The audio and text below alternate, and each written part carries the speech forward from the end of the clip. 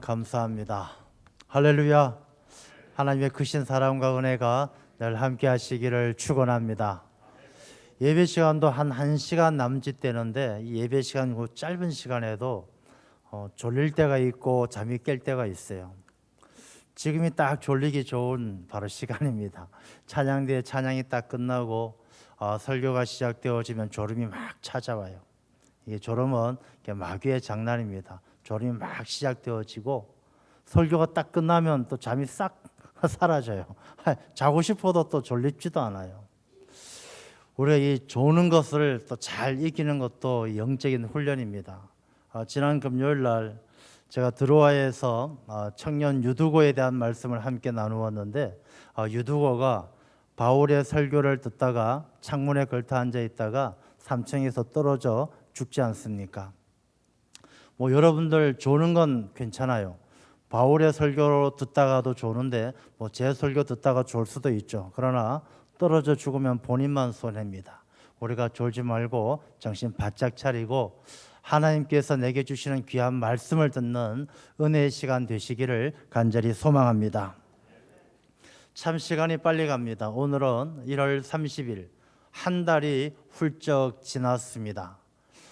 우리가 2022년 새해가 오는가 싶어서 가슴 졸이며 기다렸는데 그 한 달도 2022년 한 달도 쏜살같이 지나는 것을 보면 우리에게 주어진 하루하루가 얼마나 빨리 가고 또 빨리 가는 만큼 얼마나 소중한지 다시 생각지 않을 수가 없습니다. 우리에게 주어진 하루하루를 소중하게 생각하고 허투루 살지 말고 우리가 하나님께서 기뻐하시는 삶을 살아갈 수 있도록 지혜로운 마음을 가져야 될 줄로 믿습니다.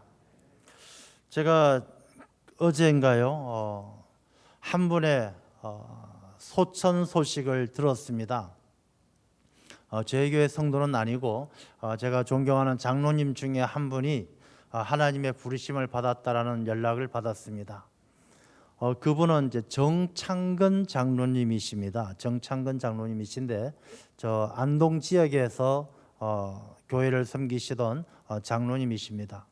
제가 그분을 왜 기억하느냐 하면 제가 살아오면서 제일 처음 고등학교 1학년 때 장학금을 받았는데 그분에게서 장학금을 받았어요.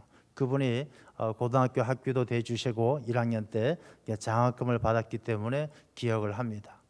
그분은 이비인후과 의사 선생님이신데 얼마나 많은 봉사를 하셨는지 몰라요. 한 40-50년 동안 평생을 봉사를 하셨는데 그래서 그 안동 지역에서는 이분을 성자다라고까지 호칭을 합니다. 왜 이분이 성자라는 호칭까지 얻게 되어지느냐 하면 이분은 의사 선생님이신데 병원에서 근무를 하다가 한 2-3시쯤 되면 퇴원을 하셔요. 퇴원이 아니고 퇴근을 하십니다. 퇴근을 하시면 어디를 가느냐? 다른 병원에 가셔서 또 봉사하시러 갑니다. 그 병원 이름이 뭐냐 하면 성좌의원이라는 병원입니다. 이 성좌의원이라는 병원은 성좌원 안에 있는 병원이에요. 그럼 성좌원이 뭐냐? 한센시병, 우리말로 한다라면 나병 환자죠. 나병 환자들이 모여 사는 마을, 그곳이 바로 성좌원입니다.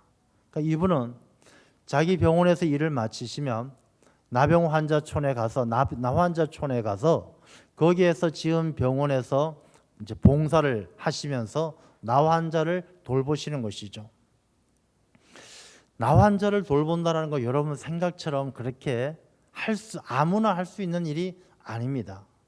저도 이렇게 나환자분들을 좀 만나보기도 했지만 우리가 만나기 전에는 가시껏 큰맘 먹고 좀 봉사하고 가까이 가서 좀 친하게 친근감 있게 대해주면 되겠지 싶지만 막상 이 한센시병 나환자 가운데 이 증세가 심하신 분들은요 가까이 가는 게 굉장히 무섭고 두렵습니다. 이 손가락 이런 것이 다 문드러져 있고요. 얼굴, 코가 다 문드러져서 얼굴이 일그러져 있습니다. 그 피부가 맨질맨질한 게 정말로 보통 피부하고 다르거든요. 그런 분들을 만지고 가까이에서 대화하고 한다라는 것, 지금은 이 한센시병이 전염되지 않는다라고 하지만 늘 전염성이 있다라고 우리가 인식되어져 있기 때문에 그런 분들을 가까이서 섬긴다라는 게 쉬운 일이 아니에요. 그래서 이분은 평생 그 일을 봉사하시고 하셨던 분이 바로 이 정창근 장로님이셔요. 이분이 하나님의 부르심을 받았다는 말씀을 듣고 제가 옛날에 그분에게 들었던 이야기가 기억이 났습니다. 2010년 12월 22일, 지금으로부터 한 12년 전입니다. 안동에 어느 금은방에 강도가 들었습니다. 4인조 강도가 들어서 금은방 주인에게 집에 쳐들어와서 밤에 새벽에 들어와서 강도짓을 합니다. 그 집엔 젊은 딸이 있었어요. 이 강도들이 젊은 딸에게 몹쓸 짓을 하려고 할 때에 주인이 그들에게 이야기합니다. 제발 결혼도 안 한 내 딸 건들지 말고 우리 식구들 그대로 제발 좀 우리 식구들 손만 대지 마라. 대신에 내가 집에 있는 현금 1200만 원이 있는데 이 돈을 그대로 드릴 테이니 이 돈만 가지고 가시라. 제발 우리를 건들지 마라. 부탁한다. 그렇게 주인이 이야기를 했습니다. 이 강도 중에 한 명이 이렇게 집을 뒤지다가 감사패를 하나 발견합니다. 그 감사패가 뭐냐 하면 정창근 장로님이 이 금은방 주인에게 장로님의 그 봉사활동 가운데 후원해 주신 것에 대해서 감사하다는 감사패였어요. 이 강도의 두목격인 사람이 그 감사패를 보더니 그 주인에게 물어봅니다. 당신 이 정창근 선생하고 어떻게 아십니까? 뭐 이렇게 해서 같이 협력하고 같이 일을 하고 쭉 이야기를 했습니다. 그랬더니 이 강도 주인이 강도가 주인에게 그렇게 이야기합니다. 당신이 내게 1200만 원 주기로 한 그 돈은 내일 아침 눈을 뜨자마자 정창근 선생에게 전해 주십시오. 그리고 내가 오늘 큰 잘못을 범했습니다 하고 이 강도가 다른 사람들 해코지도 안 하고 그냥 물러갔다는 것이죠. 그리고 그 다음날 금은방 주인은 1200만 원을 가지고 정창근 장로님을 찾아갑니다. 이 정 장로님은 그때 재활복지재단을 운영하고 있었는데 이 운영에 굉장히 어려움이 있어서 한 1200만 원이 꼭 필요한 상황에 기도 중이었다고 합니다. 그 기도 중에 금은방 주인이 1200만 원을 가지고 와서 자초지종을 이야기하고 이렇게 기부를 했다는 것이죠. 그래서 정창근 장로님이 그 이야기를 하시는 것을 들은 기억이 납니다. 우리가 힘들고 어려운 가운데에도 하나님은 늘 우리의 삶을 감찰하시고 우리의 필요를 아시고 우리를 도와주시는 줄로 믿습니다. 우리가 코로나 때문에 힘들고 어렵습니다. 사는 것이 힘에 겨운 이 시대를 살아가지만 하나님은 여전히 우리를 지켜보시고 돌보시고 우리의 갈 길을 인도해 주실 줄로 믿습니다. 저는 설 명절을 앞두면서 여러 가지 상황 속에서 참 답답함을 느끼게 되는 것이죠. 설 명절을 맞이하면 보통 고향 가는 길 잘 다녀오세요. 부모님 만나서 좋은 소식 전하고 즐거운 시간 되시기 바랍니다. 이렇게 인사를 해야 되는 것이 일반적인데 지금 우리가 당하고 있는 이 상황은 그렇지가 못한 것입니다. 고향 가지 마세요. 부모님 인사하러 가지 마십시오. 이렇게 정부에서 이야기할 만큼 코로나 때문에 아주 난처하고 어려운 상황에 직면해 있습니다. 우리나라의 코로나가 처음 확진자가 나온 것이 2020년 1월 20일입니다. 지금으로부터 딱 2년 전이죠. 원래 처음에 중국에서 코로나 환자가 나온 것이 이제 2019년 말부터 나오기 시작했는데 우리나라에서 첫 환자가 2020년 1월 20일 딱 2년 전에 35세의 중국인이 확진 판명을 받으면서 최초의 코로나 환자가 나왔던 것이죠. 그러고 나서 2년의 세월이 흘렀습니다. 얼마 전에 제가 아는 사람 자녀의 안부를 물어봤어요. 그 집에 딸 잘 있습니까? 하고 물어봤더니 이번에 졸업이랍니다. 대학을 졸업한대요. 2년제 대학을 졸업하게 됐대요. 근데 2년제 대학을 졸업하는데 2년 동안 입학식도 못하고 졸업식도 못하고 학교 수업도 한번 못 해보고 교수 얼굴도 모르고 졸업을 한대요. 너무너무 막 마음이 안 된 거예요. 그래서 저는 가만히 생각해 보니까 이 지금 현재는 2년이지만 앞으로 1년, 2년 얼마나 더 갈지 몰라요. 모르지만 이미 2년이라는 시간이 지내버리고 이 2년의 시간 동안 학교 한번 못 가본 아이들이 졸업을 하게 되어질 때 이 아이들이 코로나만 끝나면 원래의 삶을 회복할 수 있을까? 그렇지가 않다는 것입니다. 학교도 한번 못 가보고 졸업을 한 이 아이가 평생을 살면서 대학교 생활에서 배우고 얻어야 될 것들을 배우지 못하고 얻지 못한 그 삶이 평생을 따라오면서 이 사람의 삶을, 그 풍성해야 될 삶을 얼마나 궁핍하게 만들까 안쓰러운 마음이 생기는 거예요. 코로나19가 지나고 나면 야 옛날처럼 다 돌아가고 아무 일이 없었던 것처럼 되는 것이 아니라 이 공백의 기간 동안에 이 공백의 기간이 그 사람의 삶이 끝나는 날까지 따라다니면서 그 삶이 궁핍해지고 뭔가 부족하고 뭔가 모자라는 채워지지 않는 부족함이 있을 것이라고 생각하니까 이 코로나 시대를 살아가는 우리들, 또 우리의 젊은이들, 우리의 자녀들 너무나 마음이 아픈 것이죠.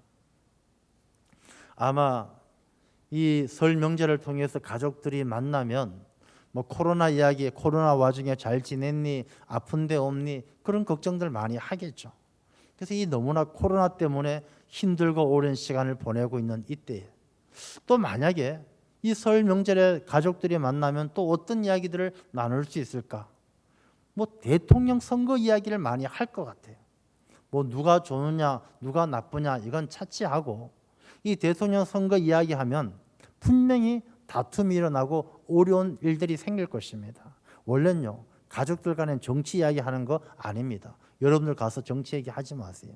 정치 이야기하는 건 아니지만 제가 이렇게 말씀드리는 이유가 뭐냐 하면 우리가 이 코로나 때문에 힘들고 어려운 시대를 살아가면서 사람들이 너무나 이게 너 편, 내 편과 반대편, 이게 너무나 극명하게 나누어져 있는 이 아픈 현실이 마음에 와닿는 것이죠. 우리가 대화를 통해서 풀어갈 수 없고 소통되지 않고 아무리 옳고 그른 걸 떠나서 내 편이면 무조건 옳고 내 편이 아니고 반대편이면 옳고 그른 걸 따지지도 않고 무조건 잘못됐다라고 이야기하고 있는 이 시대의 아픔이 우리의 삶을 너무나 궁핍하게, 너무나 황폐하게 만들고 있다는 것이죠. 그리고 우리가 살아가는 여러 가지 모습들, 경제적인 어려움들, 또 코로나 때문에 수많은 자영업자들이 생존, 생계가 위협당하고 있는 이런 현실들, 우리가 살아가는 삶이 너무나 삭막한 것이죠. 얼마 전에 기사를 보니까 설 대목인데 장사 잘 됩니까? 하고 물어봤어요. 주인이 이야기합니다. 사람들이 와서 가격을 물어보고는 그냥 안 사고 간다는 것입니다. 너무 비싸대요. 뭐 채소값뿐만 아니라 이 식당의 밥값 모든 게 가격이 너무 올라 버려서 이 장사가 안 되고 장사할 엄두도 못 낼 만큼 많이 힘들다는 것입니다.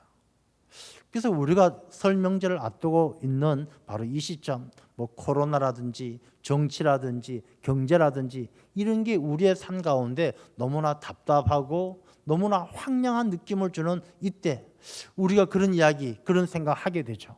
도대체 하나님은 뭘 하시나? 하나님은 왜 이 땅에 코로나도 고쳐주지 않으시고 왜 이 땅에 하나님께서는 한국교회가 흔들리고 어려움을 당하도록 그냥 보고만 계실까? 왜 하나님께서 능력을 나타내셔서 병자도 고쳐주시고 잘되게 하시고 회복하게 해주시고 왜 안 하실까? 그런 마음속에 의문이 생기는 것입니다. 오늘 이 본문의 말씀은요, 우리가 당하고 있는 이 어려운 상황과 비슷하게 힘들고 어려운 시대를 살았던 유대인들의 그 모습을 배경으로 하고 있습니다.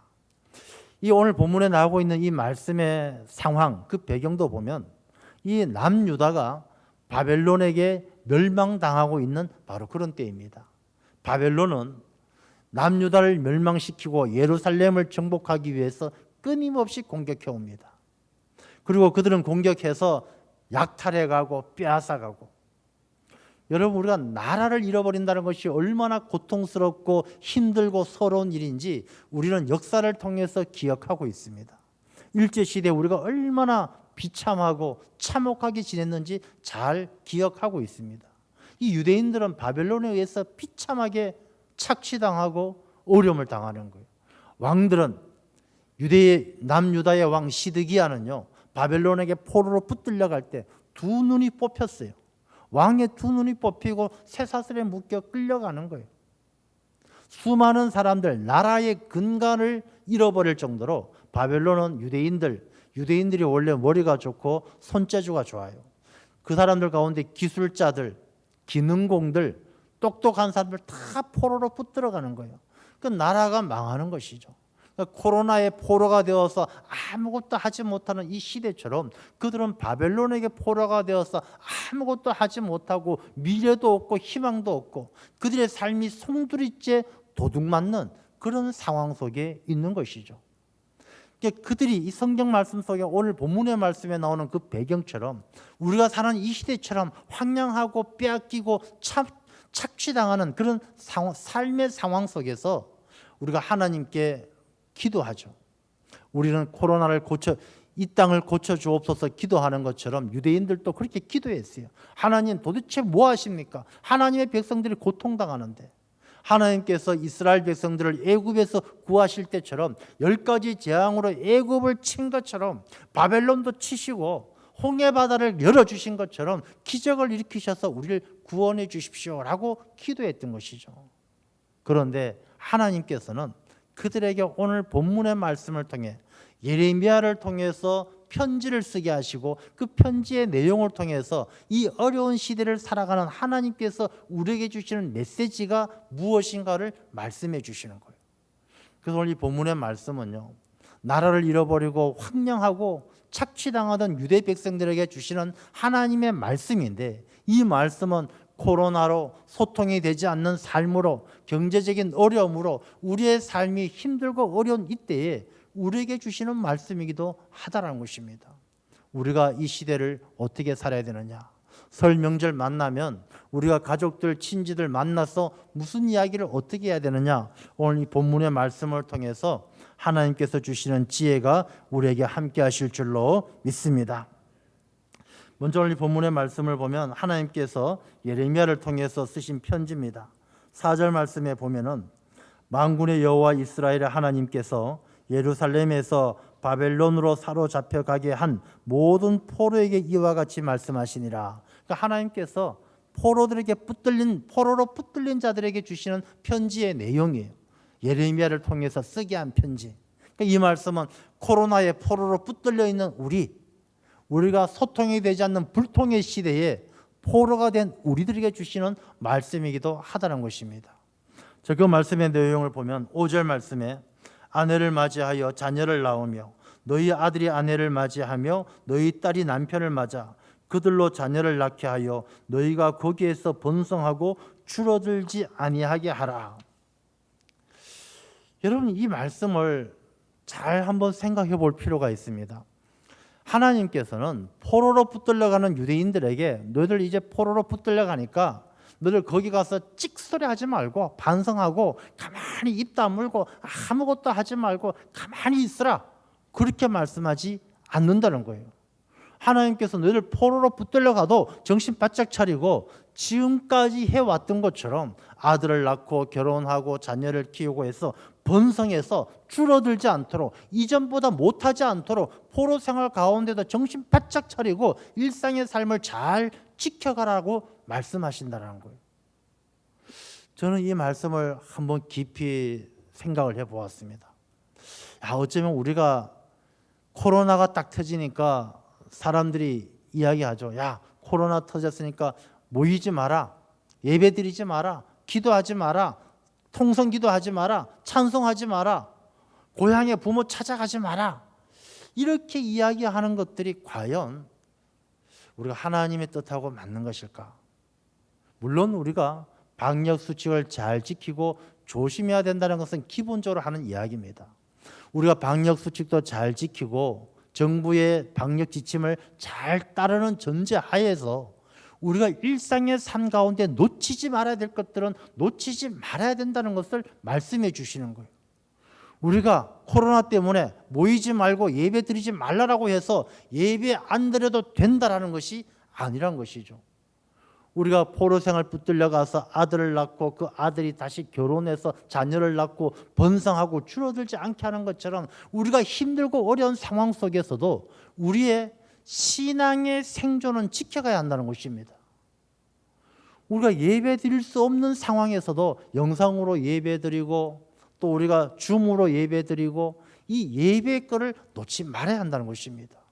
그렇게 해야 70년 포로 생활 끝나고 예루살렘으로 돌아올 때 하나님의 백성이 되고 하나님의 자녀로 회복된다는 것입니다. 만약에 이렇게 하지 않고요, 그냥 포로로 붙들려 갔으니까 너희들 자녀도 낳지 말고 결혼도 하지 말고 그냥 너 생에 너희들 선에서 다 끝내라. 너희들 앞으로 자녀도 낳지 말고 그냥 포로 생활을 하다 죽고 끝내라. 그렇게 끝나버리면 70년 세월이 지나도 하나님께서 그들에게 회복시켜 주셔도 예루살렘 땅으로 돌아올 사람이 없는 거예요. 예루살렘 고국 땅에 돌아와서 하나님을 섬길 하나님의 백성이 없는 거예요. 그러면 여러분, 우리가 이 문제를 다시 한번 깊이 생각해 볼 필요가 있는 것입니다. 우리가 코로나가 끝나고 나면 하나님께서 반드시 바벨론 포로 생활에서 예루살렘 땅으로 회복시켜 주시는 것처럼 우리에게 놀라운 은혜의 계절이 오게 하시고 하나님께서 분명히 우리에게 예루살렘의 새 나라, 새 땅, 새 하늘, 새 성을 허락해 주실 것인데 우리 교회가 뭔가를 해야 할 것인데 그때 우리가 믿음을 잘 지켜가지 못하고 흔들려 버리고 믿음의 끈을 놓쳐버렸다면 우리는 아무도 예루살렘 성으로 돌아갈 수 없다는 것입니다. 그래서 우리가 오늘 이 말씀을 기억해야 될 것은요, 우리가 할 수 없다고 해서 안 하는 것이 아니라 할 수 없는 상황에서도 우리가 해야 될 것은 해야 된다는 것입니다. 요즘 청년들이 취직이 안 된다고 이야기해요. 취직이 안 돼서 일할 데가 없다는 것입니다. 기업하시는 분들은 뭐라고 이야기하느냐? 일할 사람이 없대요. 그럼 왜 일할 곳이 없고 일할 사람이 없고, 다시 말하면 일할 사람도 많고 일할 곳도 많은데 왜 취직이 안 되느냐? 일할 사람은 자기 하고 싶은 것만 하려고 해요. 일할 사람을 찾는 사람은 자기 마음에 드는 사람만 찾으려고 해요. 그러니까 이게 사람은 있어도 취직이 안 되고 일자리는 있어도 올 사람이 없는 그런 상황이 되는 것이죠. 여기 계신 성도님들은 그렇게 살아오셨습니까? 그렇지 않잖아요. 우리가 저도 나이가 많지는 않습니다만 저만 해도 그랬어요. 젊었을 때 취직할 때 입에 맞는 좋은 자리만 찾는 것이 아니라 정말 일할 수 있는 곳이면 어디든지 가서 일할 수 있는 그런 시대였던 것 아니겠습니까? 그런 모습, 그런 자세로 살아왔기 때문에 오늘날의 대한민국이 있는 것이고 오늘날의 우리들의 삶이 이렇게 풍요로운 삶을 누리게 된 것 아니겠습니까? 여러분, 코로나가 끝나면 그 시대를 준비하기 위해서는요, 우리가 지금 힘들고 어렵지만 할 수 있는 일은 해야 된다는 것입니다. 내가 입에 맞는 것, 하고 싶은 것만 일하다 보고 빈둥빈둥 놀다 보면요, 나중엔 백수건달 되어서 아무것도 할 수 있는 때가 되어도 할 수 없는 사람이 되고 마는 것입니다. 신앙생활도 마찬가지예요. 신앙생활도 코로나 때문에 이 핑계 저 핑계 대고 신앙생활의 끈을 놓고 보면은 나중에 바벨론 포로 생활 끝나고 코로나 시대가 끝나고 새 예루살렘 성으로 가게 되어질 때 하나님께서 믿는 자들에게 놀라운 축복을 줄 때 우리는 그 자리에 설 수가 없다는 것입니다. 그래서 우리는 우리에게 주어진 시간 속에 믿음을 지켜가는 일에 힘써야 될 줄로 믿습니다. 두 번째는요, 기도 생활에 힘써야 돼요. 기도 생활에. 왜? 기도하면 내가 너희를 만나 줄 것이다. 13절, 너희가 온 마음으로 나를 구하면 나를 찾을 것이요 나를 만나리라. 여러분, 기도하는 사람을 하나님께서 만나 주셔요. 여러분, 기도하지 않는 사람은 길을 잃어버리는 거예요. 길을 잃어버린 사람들은 우리가 포로 생활 끝나도 예루살렘으로 돌아갈 수가 없어요. 여러분, 코로나 때문에 많은 사람들이 당황해합니다. 뭘 해야 될지, 어떻게 해야 될지 길을 잃어버린 시대예요. 여러분, 우리가 갈 수 있는 그 길을 찾는 방법, 기도밖에 없는 거예요. 세상은 우리의 길을 가르쳐 주지 않습니다. 우리가 말씀 안에서 하나님의 음성을 듣고 하나님만이 우리에게 길을 내셔요. 성경 말씀은 그렇게 기록을 하고 있습니다. 너희가 시험 당할 쯤에 또한 피할 길을 내는 분이 하나님이시고 그 길은 하나님만 아시기 때문에 우리가 기도하지 않으면 그 길을 찾을 수가 없다는 것입니다. 여러분, 우리가 기도하는 삶을 살아야 될 줄로 믿습니다. 기도할 때 하나님께서 우리를 만나주시고 그 길을 인도해 주셔요. 그 다음에 우리가 이 시대에 어떻게 살아야 되느냐? 세상 사람들 점쟁이와 헛된 예언자들의 말에 미혹되지 말아야 돼요. 여러분, 나라가 어수선하고 세상이 시끄러우면 이 미혹하는 사람들 말이 많아요. 요즘 진짜 우리나라 말 너무 많아요. 제가 이렇게 TV 같은 뉴스를 시청하더라도 진짜 무슨 말들이 저렇게 많은지 모르겠어요. 그 말이 그 말 같은데 이렇게 뒤집고 저렇게 뒤집고 무슨 녹취록이다, 7시간이다, 욕설이다, 뭐다 말들이 너무 많아요. 여러분, 믿음의 사람들은 세상의 말에 미혹되지 말고 하나님 말씀만 의지해야 될 줄로 믿습니다. 그게 지혜로운 사람이에요. 여러분들 세상 말 아무리 귀 기울이고 쫑긋쫑긋 해도요, 이 세상 말을, 세상에 미혹하는 말들은 우리를 실족하게 하고 넘어지게 할 뿐이에요. 어수선하고 힘들 때 늘 그런 달콤한 유혹의 말이 찾아옵니다. 많은 신앙인들이 이단으로 빠지고 사이비로 넘어지는 이유가 무엇이냐? 힘들고 어려울 때 마음이 하나님을 원망하고 하나님을 의지하지 않고 두 마음을 가질 때 바로 미혹하는 마귀의 영들이 틈타서 그들을 실족하게 하고 넘어지게 하는 거예요. 우리가 이 어려운 시대를 이겨나가기 위해서는 하나님을 가까이 하라. 야고보서 4장 8절에 말씀하잖아요. 우리가 하나님을 가까이 하고 하나님의 말씀만 의지해야 되지 세상에 미혹하는 영들, 세상의 말들을 따라서는 안 될 줄로 믿습니다. 우리가 설 명절을 맞이하면서 사람들 많이 모이면 별의별 얘기들 다 할 거 아니에요. 뭐 가족들, 친지들 모여서 뭐 정치 얘기도 하고 종교 얘기도 하고 많은 이야기들 할 것인데 거기에서 누가 칼뜻한 이야기 한다고 해서 혹하거나 넘어가지 말고 내가 기도하면서 말씀 중심으로 사람들의 이야기에 미혹되지 않도록 내 중심을 잘 지킬 때 그 가정이 다툼이 일어나지 않고 싸우지 않는 거예요. 사람들 말에 미혹되어서 여기 맞장구 치고 저기 맞장구 치면 설날이 싸움판 되고 많은 거예요.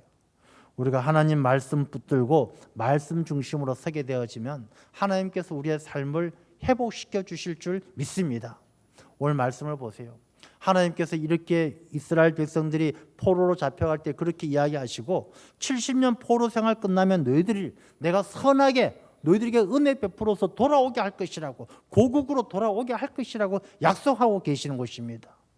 여러분, 코로나가 언제까지나 갈 것 같습니까? 그렇지 않습니다. 우리가 믿음을 지키고 하나님의 말씀처럼 세상 사람들에게 미혹당하지 않고 말씀 중심으로 우리가 하나님의 말씀에 의지해서 이 어려운 때에 묵묵하게 믿음의 끈을 놓지 않고 아들을 낳고 딸을 낳고 결혼시키듯이 내가 이때까지 그러해 왔듯이 예배하고 기도하고 믿음을 지켜가면 하나님께서 반드시 우리를 예루살렘 성으로 돌아가게 하시고 우리의 삶을 회복시켜 주실 줄로 믿습니다.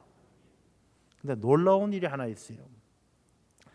오늘날의 유대인들, 오늘날의 이스라엘 사람들이, 유대인들이 하나님 잘 섬기고 안식일 잘 지키고 세상의 어떤 유혹에 흔들리지 않고 2000년 동안 믿음을 지켰던 그 신앙이 언제부터였느냐?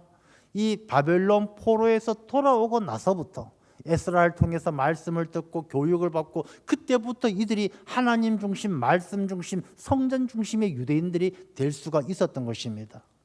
그 바벨론 포로 이전에는요, 이방인들이 뭐라고 말하면 헷가닥 넘어가가지고 우상을 섬기고 하나님을 저주하고 하나님을 떠나고 그랬던 민족들이 바벨론 포로 생활을 통해서 완전히 그들의 민족성이 바뀌어져서 하나님 중심, 말씀 중심, 성전 중심으로 바뀐 거예요.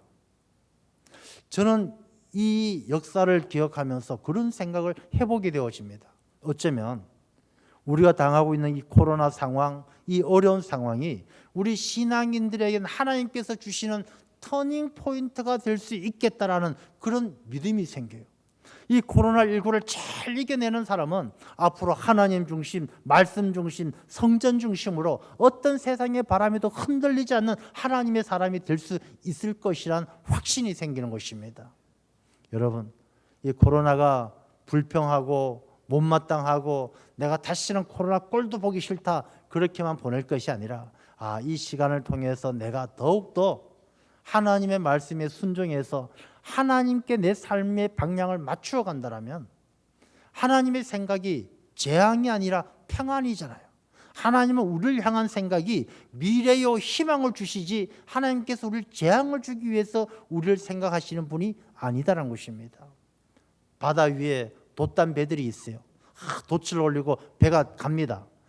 바람이 막 동쪽에서 동풍이 불어와요.